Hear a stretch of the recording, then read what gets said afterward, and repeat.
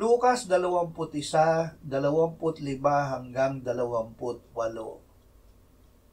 At magkakaroon ng mga tanda sa araw at buwan at mga bituin, at sa lupa'y magkakaroon ng kahirapan sa mga bansa na nalilito dahil sa ugong ng dagat at mga daluyong.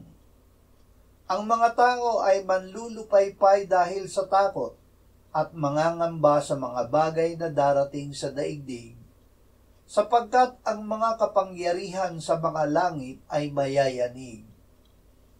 Pagkatapos ay makikita nila ang anak ng tao na dumarating na nasa isang ulap na may kapangyarihan at dakilang kaluwalhatian. Kapag nagsimulang mangyari ang mga bagay na ito, tumingala kayo at itaas ninyo ang inyong mga ulo, sapagkat malapit na ang katubusan ninyo. Ang banal na pag-asa.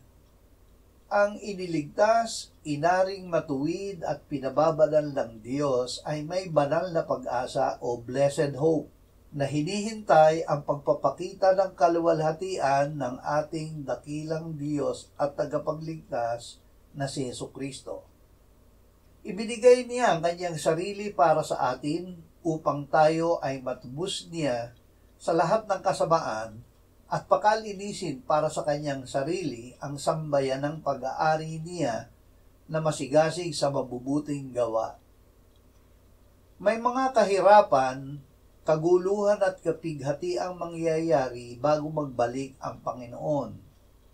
Ngunit sa kanyang pagbabalik ay makikita siya na dumarating na nasa ulap na may kapangyarihan at dakilang kaluwalhatian.